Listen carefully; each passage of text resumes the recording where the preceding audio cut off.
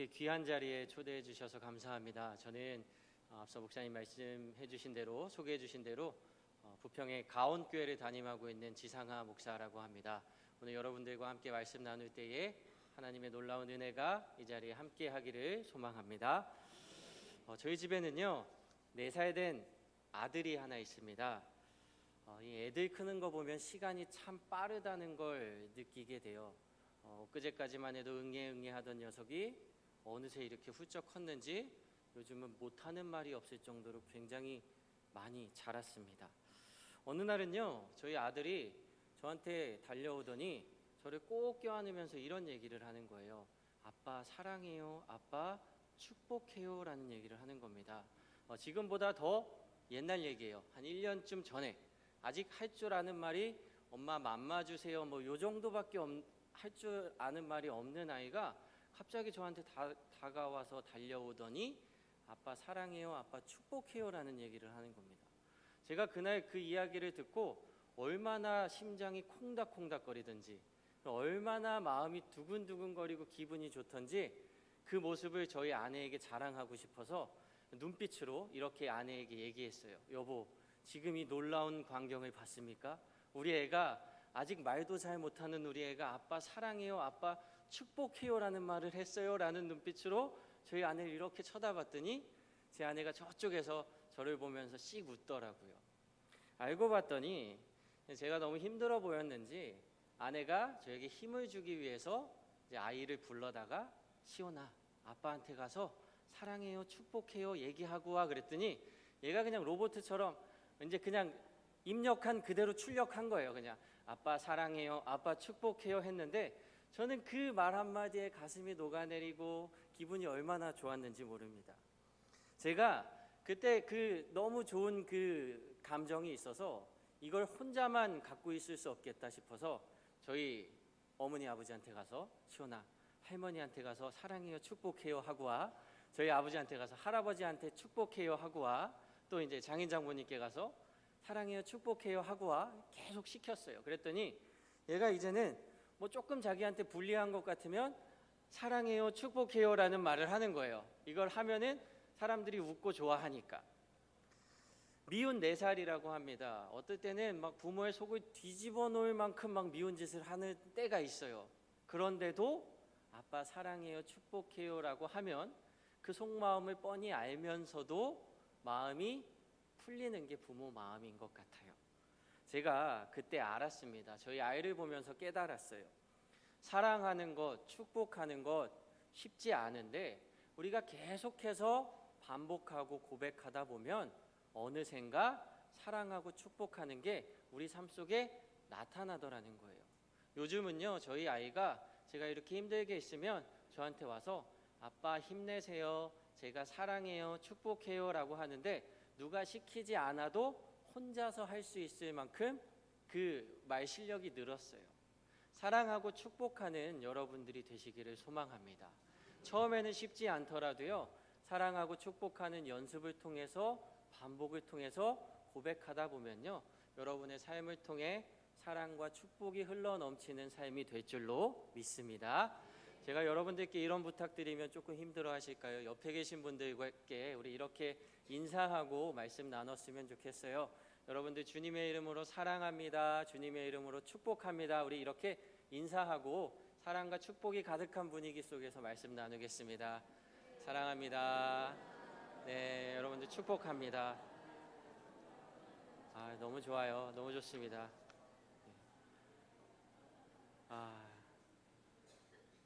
제가 그 자리에 앉아있을 때는 목사님이 여기서 뭐 시키면 되게 싫었는데 이 자리에 서서 이렇게 부탁드렸는데 여러분들이 그렇게 사랑합니다 축복합니다 하는 모습을 보면 저도 마음이 너무 좋습니다. 하나님 이 자리 우리가 사랑하며 축복하는 이 예배를 기쁘게 받으실 줄로 믿습니다. 제가 요거를 이렇게 누르면 화면이 넘어갈까요? 네.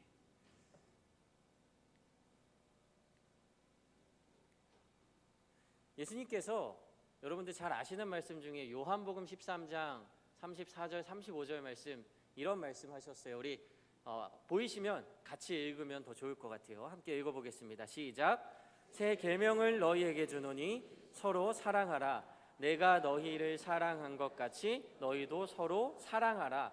너희가 서로 사랑하면 이로써 모든 사람이 너희가 내 제자인 줄 알리라. 예수님 뭐라 말씀하셨습니까? 서로 사랑하라 말씀하셨습니다. 우리가 그렇게 사랑하는 모습을 보일 때에 세상의 많은 사람들이 저 사람들이 예수님의 제자구나, 저 사람들이 그리스도인이구나 라는 것을 알게 될 것이다 라고 말씀하셨어요. 예수님의 제자라면, 그리스도인이라면 우리가 나 교회 다니는 사람이야 라고 말하지 않아도 다른 사람들이 알아챌 수 있어야 돼요. 무엇을 보고 알아챌 수 있어야 됩니까? 성경책 들고 다니는 모습 보고, 식당 가서 막 누구 집사님 빨리 와요, 권사님 빨리 와요, 이런 모습 보고 저 사람들 교회에서 왔구나, 이런 차원이 아니라 오늘 말씀처럼 서로 사랑하며 살아가는 모습을 봤을 때 사람들이 저 사람들이 예수님의 제자구나, 그리스도인이구나 라는 것을 알아챌 수 있도록 해야 합니다. 사랑이 없으면요, 우리에겐 아무 의미가 없어요. 여러분들 잘 아시는 고린도전서 13장 말씀 보면 이렇게 기록되어 있습니다. 제가 앞부분을 읽을 테니까 여러분들께서 뒷부분을 한번 읽어보세요. 내가 사람의 방언과 천사의 말을 할지라도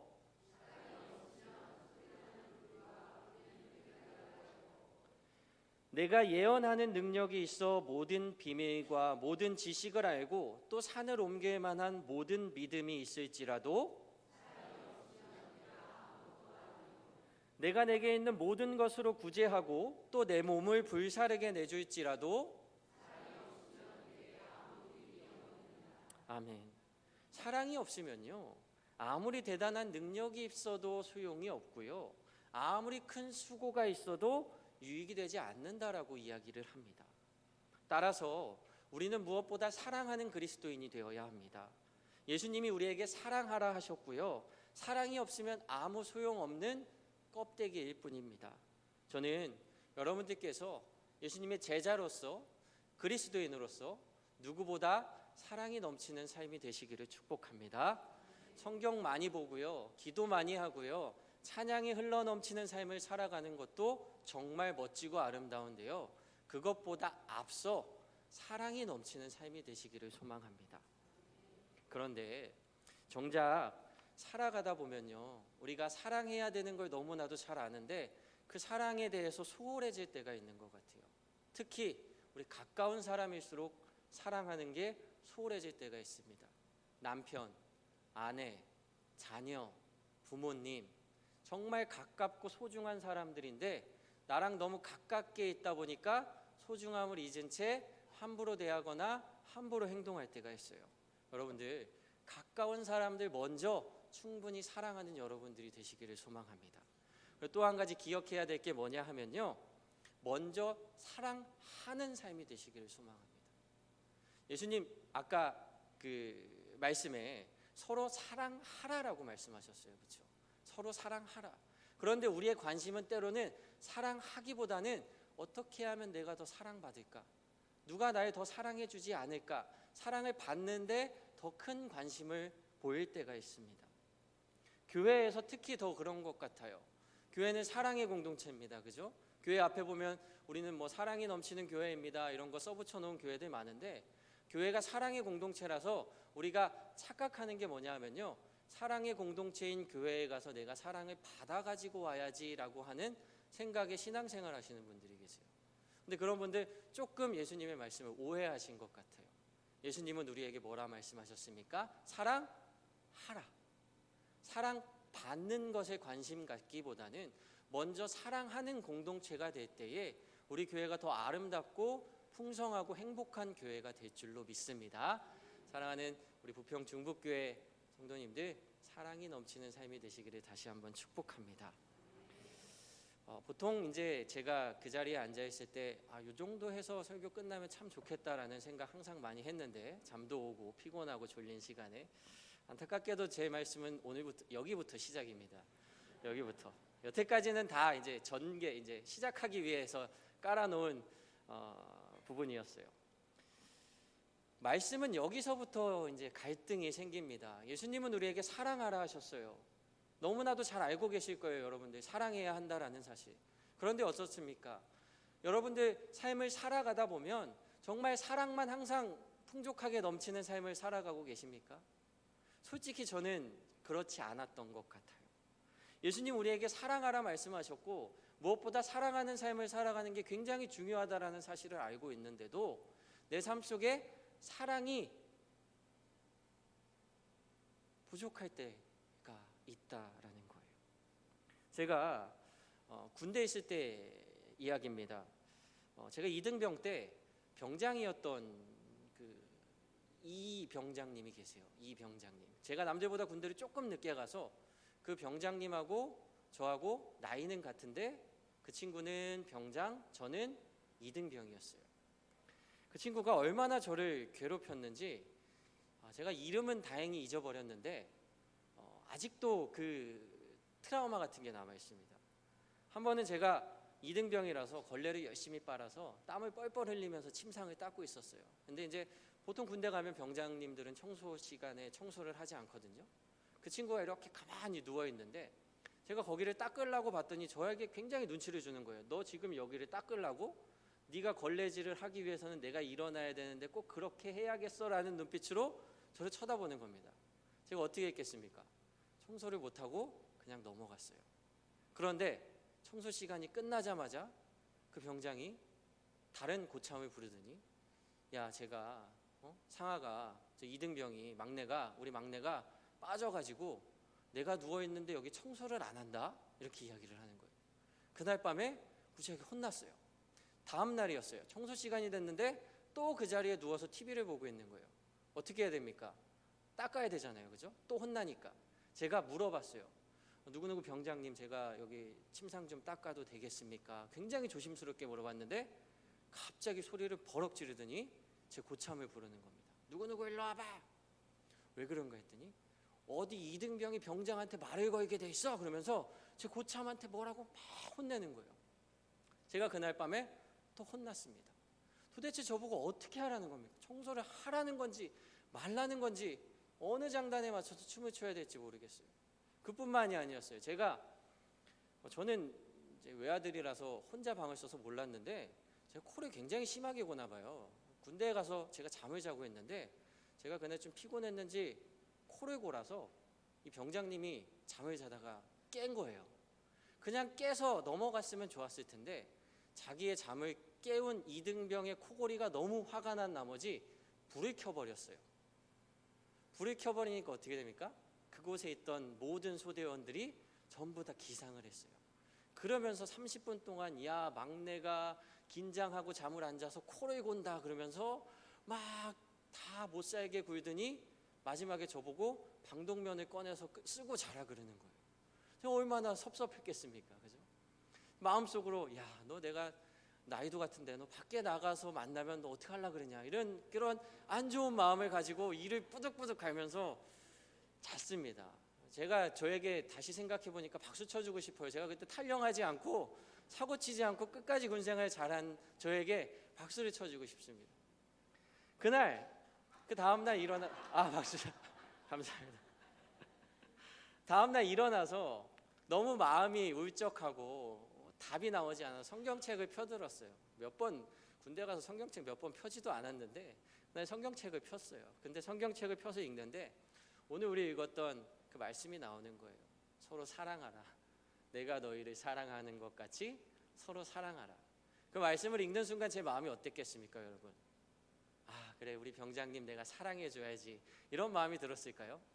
속으로 예수님, 이게 지금 말이 되는 상황입니까? 예수님 지금 이등병이시면 사랑하실 수 있겠습니까? 이런 반감이 들면서 도대체 내가 이 말씀을 어떻게 받아들여야 하는지 굉장히 복잡해지는 거예요. 예수님, 저 인간을 어떻게 사랑합니까? 저건 인간이 아니라 악마입니다, 악마. 막 그런 마음으로 막 그 말씀을 보면서 막 그 제 안에 내적 갈등이 얼마나 세게 왔는지 모릅니다. 여러분들 보시면 숨만 쉬어도 사랑스러운 사람이 있을 거예요. 애기들 보면요, 할 줄 아는 게 아무것도 없어요. 그냥 눈만 꿈뻑꿈뻑거리고 밥 달라고 울고 가끔씩 기분 좋으면 한번 씩 웃어주는데 얼마나 사랑스러운지 모릅니다. 그죠? 가끔 엘리베이터 탔는데 아기가 있으면 그 엘리베이터 공간 안이 그 아기라는 그 존재 하나만으로 인해서 사랑이 막 가득 차는 그런 느낌 여러분들 받아보셨을 거예요. 가만히 있어도 사랑스러운 사람이 있는데 가만히 있어도 미운 사람이 있어요. 그죠? 그 미운 사람 어떻게 사랑하실 겁니까, 여러분? 예수님 사랑하라고 하셨잖아요. 다 아시잖아요. 내가 너희를 사랑한 것 같이 너희도 서로 사랑하라 하셨는데 여러분들 그 사람 어떻게 사랑하실 겁니까? 저 만약에 다시 군대로 돌아가라 그러면 그 병장 어떻게 사랑해야 됩니까? 굉장히 큰 고민입니다. 그리스도인으로서 우리가 예수님의 말씀대로 사랑하며 살아가야 되는데 한계에 부딪히며 힘든 상황을 겪게 될 때가 있습니다. 그래서 오늘 본문인 로마서 12장 1절부터 3절까지 말씀은 우리에게 이러한 상황 속에서 어떠한 삶을 살아가야 하는지를 해답을 제시하고 있습니다. 제가 여러분들께 보여드릴 성경은요, 여러분들 가지고 계신 성경책이 아니라 그 유진 피터슨 목사님이 쓰신 메시지 성경 있죠? 조금 쉽게 풀어놓은 성경입니다. 고려해서 같이 한번 읽어보도록 하겠습니다. 우리 같이 읽겠습니다. 시작. 그러므로 나는 이제 여러분이 이렇게 살기를 바랍니다. 하나님께서 여러분을 도우실 것입니다. 여러분의 매일의 삶, 일상의 삶, 자고, 먹고, 일하고, 노는 모든 삶을 하나님께 헌물로 드리십시오. 하나님께서 여러분을 위해 하시는 일을 받아들이는 것이 바로 여러분이 그분을 위해 할 수 있는 최선의 일입니다. 문화에 너무 잘 순응하여 아무 생각 없이 동화되어 버리는 일이 없도록 하십시오. 대신에 여러분은 하나님께 시선을 고정하십시오. 그러면 속에서부터 변화가 일어날 것입니다. 그분께서 여러분에게 바라시는 것을 흔쾌히 인정하고 조금도 머뭇거리지 말고 거기에 응하십시오. 여러분을 둘러싸고 있는 문화는 늘 여러분을 미숙한 수준으로 끌어 낮추려 하지만 하나님께서는 언제나 여러분에게서 최선의 것을 이끌어내시고 여러분 안에 멋진 성숙을 길러주십니다. 아멘.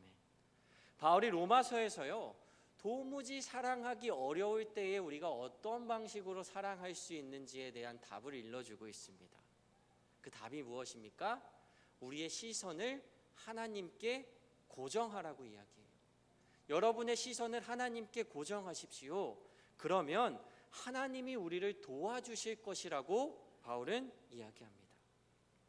여러분을 둘러싸고 있는 문화는, 우리를 둘러싸고 있는 문화는 늘 우리를 미숙한 수준으로 끌어 낮추려고 하지만 우리의 하나님께서는 언제나 여러분에게서 최선의 것을 이끌어내시고 여러분 안에 멋진 성숙을 길러주실 것입니다. 그러니 여러분, 하나님께 시선을 고정하십시오라고 이야기합니다. 인간의 마음으로 아무리 누군가를 품고 사랑하려고 해봐도 노력해도 되지 않을 때가 있습니다. 그러나 우리가 하나님을 보며 주님께 내 삶을 맡기며 주님이 주시는 힘으로 사랑하려고 할 때 하나님 우리 안에 사랑할 수 있는 힘과 능력을 허락하실 줄로 믿습니다. 제가요, 그림을 하나 보여드릴 거예요. 이게 지금 멀리서 보시면 잘 안 보이실 텐데요. 이 그림이 뭐냐 하면 첫 번째 표에는 하얀색이 많고 빨간색 하나만 색칠이 되어 있고요. 두 번째 표에는 이게 빨간색 큰 거 하나 같은데 칸이 다 나눠져 있고 전체가 다 빨간색으로 색칠이 된 표입니다. 우리들의 일주일의 삶을 표로 그려보면요, 위와 같은 표가 발생이 됩니다. 가로로 월, 화, 수, 목, 금, 토, 일, 그리고 세로로 1시부터 24시까지 총 168칸이 나와요. 제가 첫 번째 표에서는요, 우리가 하나님 앞에 예배드리는 시간에 한번 색칠을 해봤어요. 최소치로 일단. 주시간이 주일 오전 11시부터 12시까지 시간입니다. 이곳에 앉아 계신 분들 지금 3시부터 4시까지 한 번 더 색칠하실 수 있을 거예요.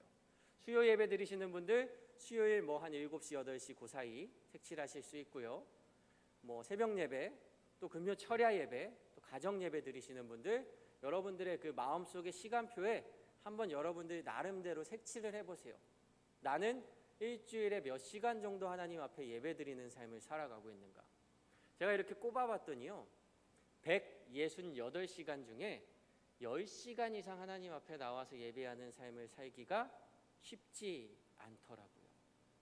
근데 바울이 오늘 성경 말씀에서 뭐라고 얘기했냐면 여러분의 시선을 하나님께 고정하라고 했어요. 우리는 일주일에 뭐 1시간, 많으면 뭐 한 10시간 남짓한 시간 하나님 앞에 예배하는 삶을 살기도 굉장히 바쁘고 힘든데 성경 말씀대로라면 우리의 시간표가 하얀 시간표에서 온통 빨간색으로 된 시간표로 변화되도록 하나님께 시선을 고정하는 삶을 살아가라고 이야기합니다. 여러분들 지금 우리의 현실의 상황을 저 빨간색 시간표로 바꾸실 수 있으시겠습니까? 그때 하나님은 우리 안에 성숙을 이끌어내시고 우리 안에서 최선의 것을 이끌어내신다고 하시는데 여러분의 삶을 하얀 시간표에서 빨간 시간표로 바꾸실 수 있으시겠습니까? 실제로 저 온통 빨간색으로 색칠된 시간표를 갖고 계신 분이 계세요. 제가 아는 분은 저 빨간색의 시간표로 저를 바라보시는 분이 계십니다. 그분이 누구시냐 하면 바로 하나님이세요. 하나님 한순간도 저에게서 눈을 떼지 않으시고요. 하나님 한순간도 저에게서 귀를 귀를 떼지 않으시고 제 목소리에 귀 기울이시고 저를 바라보시고 저와 함께 하고 계십니다. 로마서는 우리에게 왼쪽의 시간표를 오른쪽의 시간표로 바꾸라고 이야기합니다. 그때 우리 안에서 하나님의 놀라운 능력이 나타나게 될 것입니다. 사랑하는 성도 여러분, 여러분의 시선을 하나님께 고정하는 삶이 되시기를 소망합니다. 하나님이 우리에게 시선을 고정하고 계신 것처럼 우리도 우리의 시선을 하나님께로 돌려 하나님께 시선을 고정하는 삶을 살아가기를 소망합니다. 얼마 전에 유행했던 그 스카이캐슬이라는 드라마가 있었더라고요. 저도 드라마는 안 봐서 잘 모르겠는데 워낙 유명해서 그 명대사 한 구절은 알고 있어요. 거기 나오는 그분이 주인공인지 모르겠는데 그분이 이제 이렇게 이야기를 하더라고요. 지금부터 전적으로 저를 의지하셔야 합니다. 뭐 이런 얘기를 하면은 전적으로 그 사람을 의지해서 뭐 이제 자녀가 서울대를 가는 뭐 그런 얘기인가 봐요. 바울이 오늘 말씀에서 우리에게 이렇게 얘기하고 있어요. 여러분, 전적으로 주님을 의지하시기 바랍니다. 여러분께서 전적으로 주님을 의지하며 여러분의 시선을 하나님께 고정할 때에 하나님께서는 여러분에게 최선의 것을 이끌어내시고 여러분을 성숙하게 하셔서 내 힘으로 감당할 수 없는 것까지 감당할 수 있는 능력을 허락하실 것입니다. 저는 사랑하는 부평 중북교회 성도 여러분들께서 하나님께 시선을 고정하시고 하나님이 주시는 능력으로 사랑하는 여러분들이 되시기를 소망합니다. 하나님이 우리를 바라보고 계시기 때문에 하나님이 우리에게 온통 귀 기울이시고 우리에게 신경 쓰고 계시기 때문에 내가 손을 뻗어 하나님을 잡기만 하면 내가 시선을 돌려 하나님을 바라보기만 하면 우리는 하나님과 동행하는 삶이 될 수 있습니다. 여러분들 주님과 함께 동행하는 삶이 되시기를 소망합니다. 주님과 함께 하지 않으면요 내가 아무리 노력해봐도 한계에 부딪히는 상황이 너무 빈번하게 일어나요. 내 마음으로는 품고 싶은데 품어지지 않는 것이 인간의 사랑인 것 같습니다. 제가 아이를 키우다 보니까요 정말 사랑스러운 내 새끼도요 가끔씩 속을 확 뒤집어 놓으면 이거를 그냥 확 쥐어받고 싶은 마음이 드는데, 그렇죠? 정말 사랑스러운 내 자식도 확 쥐어받고 싶을 만큼 미운 마음이 우욱하고 올라올 때가 있는데 정말 사랑스러운 내 새끼가 아닌데 나를 이렇게 뒤집어 놓고 힘들게 하면요 그 사람을 우리가 이렇게 품어주기란 정말 쉽지 않습니다. 그렇기 때문에 여러분들 전적으로 주님을 의지하시며 하나님이 주시는 능력으로 사랑할 수 있는 여러분들이 되셔야 합니다. 제가 좋아하는 말씀 중에요 사도행전 2장 46절 47절 말씀은 초대교회 예배의 모습을 이런 식으로 묘사를 하고 있더라고요. 화면은 안 나오니까 한번 잘 들어보세요. 초대교회 성도들이 어떤 식으로 모여서 예배하는 삶을 살았는지 이렇게 그리고 있습니다. 성전에서 예배를 드리고 나서 집에서 식사하고 하나님을 찬양하는 것이 그들의 일과였다. 식사 때마다 즐거움이 넘쳐흐르는 축제였다. 사람들은 그 모습을 좋게 보았다. 하나님께서 구원받는 사람들을 더하셔서 날마다 그 수가 늘어났다라고 기록을 합니다. 날마다 예수님을 따르는 사람들의 숫자가 늘어났대요. 밖에 나가서 전도하지 않았는데, 예수 믿어야 됩니다, 교회 나오세요라고 하지 않았는데 날마다 예수님을 믿는 사람들의 숫자가 늘어났대요. 너무 놀랍잖아요. 어떻게 늘어났는지 자세히 살펴보니까요, 그들이 뭐 별로 대단한 걸 한 게 없어요. 제가 메시지 성경으로 이 구절을 읽었는데, 성전에서 예배드리고 나서 집에 가서 식사하는데, 그리고 찬양 부르는 것이 그들의 일과의 전부였는데, 그 모습이 즐거움이 넘쳐흐르는 축제 같았다라는 거예요. 포인트는 그거 하나입니다. 그들이 모여서 예배하고 함께 교제하는 모습이 즐거움이 넘쳐흐르는 축제 같았대요. 단 그 한 가지만으로 많은 사람들이 그리스도인들을 좋게 봤고요. 뭐야, 저 사람들 왜 저렇게 행복해? 저 사람들 왜 저렇게 기뻐? 나도 한번 가볼까? 날마다 예수님을 따르는 사람들의 숫자가 늘어났다라고 기록을 합니다. 여러분들 TV 보시면 밤 10시, 11시 넘어가는 시간에 꼭 TV 돌리다 보면 맛있는 거 나와요. 그죠? 먹방 같은 거. 저도 이제 아예 재워놓고 조금 여유 있게 TV를 보다 보면 항상 그 시간에 맛있는 거 먹는 프로그램이 나오더라고요. 그러면은 정말 사람이 제일 불쌍해 보이는 게 뭐냐면, 남 먹는 거 보고 나도 먹고 싶다 이런 마음이 드는 거예요. 그러면 그걸 한참 보고 있으면 한 30분, 1시간 보고 있다 보면은 저도 모르게 냉장고 앞으로 제 발걸음이 막 이렇게 갑니다. 우리 집에 뭐 먹을 거 없나? 배고파지는 그런 느낌이 들면서, 누가 맛있는 거 먹고 있는 모습을 보면 나도 맛있는 거 먹고 싶다 이런 마음이 드는 게 인간의 본성이에요. 누가 재밌는데 가서 노는 사진 올리면요, 나도 저기 가서 재밌게 놀고 싶다라는 마음이 드는 게 우리의 마음입니다. 누가 행복하게 지내는 모습 보면, 야, 저 사람들 뭐 하는데 저렇게 행복해? 나도 저렇게 살아가고 싶다라는 마음이 드는 게 우리 인간의 모습이에요. 저는 사랑하는 부평 중북교회 성도님들이 이렇게 남들보다 먼저 행복하고, 남들보다 먼저 즐겁고, 남들보다 먼저 사랑이 넘치는 삶이 되시기를 소망합니다.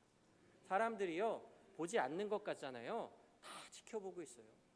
제가 지금은 이렇게 정장 입고 이러고 있어서 이제 여러분들이 목사입니다 그러니까 목사로 보는데, 제가 청바지 입고 선글라스 끼고 티셔츠 입고 밖에 나가면 아무도 저를 목사라고 생각하지 않아요.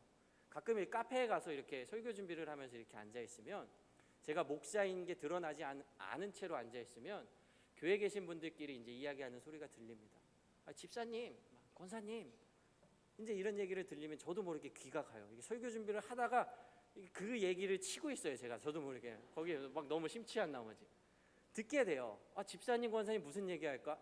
잘 들어보면 저기 우리 지방에 있는 교회 같은데 막 이러면서 귀를 기울이게 돼요. 근데 그분들이 행복한 이야기를 하면 정말 좋아요.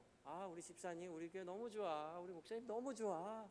너무 행복하잖아. 막 이런 얘기하면 너무 좋은데 막 민망할 때가 있어요. 야, 우리 목사님은 막 이러면서, 우리 여선교회는, 우리 집사님은 이러면서 누구 흉을 보기 시작하면, 내가 목사라고 얘기를 해줘야지 저분들이 그만 얘기를 하실라나 막 이러면서 제 마음이 막 다 불편해질 때가 있습니다. 믿지 않는 사람들이요, 우리들의 모습을 다 지켜보고 있어요. 집사님 이러면요, 귀가 가요. 교회 가서, 식당 가서요, 밥 먹기 전에 다 같이 기도하면요, 이렇게 한번 쳐다보잖아요. 그죠? 어느 교회에서 왔어? 근데 그 사람들이 밥 먹으면서 누구 흉보고 안 좋은 얘기하고 이러면 그게 우리가 하나님의 이름에 먹칠하는 거 아니겠습니까? 우리가 행복하고 우리가 정말 이 공동체 안에서 사랑이 넘치고 즐거움이 넘치는 삶을 살아가면요, 교회 나오라고 하지 않아도, 야, 저 사람 뭔데 저렇게 행복해? 나도 그 교회 좀 가보자. 이런 마음이 들게 우리가 삶으로 전도할 수 있고 삶으로 선교할 수 있는 여러분들이 되셨으면 좋겠어요. 그러기 위해서는요, 여러분들 반드시 기억하셔야 할 것이 있습니다. 그게 뭐냐 하면, 오늘 본문의 말씀처럼 하나님께 여러분의 시선을 고정하셔야 된다는 겁니다. 내가 하나님을 의지하고 전적으로 하나님만 의지할 때에 우리가 사랑할 수 있는 능력이 생기고요, 내 삶의 고난을 즐거움으로 바꿀 수 있는 힘을 주님이 허락해 주시는 겁니다. 세상은 우리를 질투나게 하고 미숙한 모습으로 만들어가게 하지만, 하나님은 우리 안에서 최선의 것을 이끌어내시고 우리를 성숙한 삶으로 이끌어 주신다라고 이야기하고 있어요. 여러분들, 하나님께 시선을 고정하시며 하나님의 힘으로 사랑하며 하나님의 힘으로 여러분들 행복이 넘치고 즐거운 삶을 살아가실 때에 많은 사람들이 그리스도인들은 다르구나, 예수님의 제자들은 다르구나, 저 사람이 예수님의 제자구나 알아챌 수 있도록 여러분들의 삶으로 헌신하며 여러분의 삶으로 선교할 수 있는 여러분들이 되시기를 축복합니다. 마지막으로 한 가지만 기억하고 집으로 돌아가셨으면 좋겠어요. 여러분들 지금 이제 예배 끝나고 집으로 돌아가시면 새벽 예배 오시는 분들 다시 새벽 예배 오시기 전까지, 수요 예배 오시는 분들 수요 예배 오시기 전까지 이 한 가지만 기억하셨으면 좋겠어요. 나의 시선을 하나님께 고정해 봅시다. 여러분의 시선을 하나님께 고정해 보십시오. 원수 같은 사람, 아이고 주님 저 사람 어떻게 합니까? 이렇게 얘기하면서도 내가 그래도 하나님께 지혜를 구해서 하나님께 사랑의 힘을 빌어서 저 사람 사랑할 수 있도록 한 번씩만이라도 삶 속에서 사랑하며 살아가는 여러분들이 되시기를 축복합니다. 기도하겠습니다. 주님 감사합니다. 오늘 이 귀한 시간 우리에게 허락하시고 함께 하나님의 말씀을 나누는 이 아름다운 예배를 우리에게 허락하시니 감사합니다. 주님, 우리에게 서로 사랑하라, 내가 너희를 사랑한 것 같이 너희도 서로 사랑하라 말씀하셨습니다. 그런데 우리에게는 사랑할 수 있는 능력이 부족합니다. 누군가를 사랑해야 하는데 그 한계에 부딪히는 순간이 너무나도 많이 있습니다. 주님, 그래서 이 시간 우리가 함께 주님을 의지하기로 결단합니다. 우리의 시선을 하나님께 고정해서 하나님이 주시는 능력으로, 하나님이 우리를 성숙하게 하시는 그 힘으로 사랑할 수 있는 저희가 될 수 있도록 주님 인도하여 주시옵소서. 우리가 그렇게 주님을 의지하며 살아갈 때에 많은 세상 사람들이 우리를 보고 그리스도인은 다르구나, 예수님의 제자들은 다르구나라는 것을 느끼게 하시고 그들에게 우리의 삶으로 주님을 전하며 선교할 수 있는 그런 복된 우리들의 삶이 될 수 있도록 주님 축복하여 주시옵소서. 감사하며 예수님의 이름으로 간절히 기도드렸습니다. 아멘.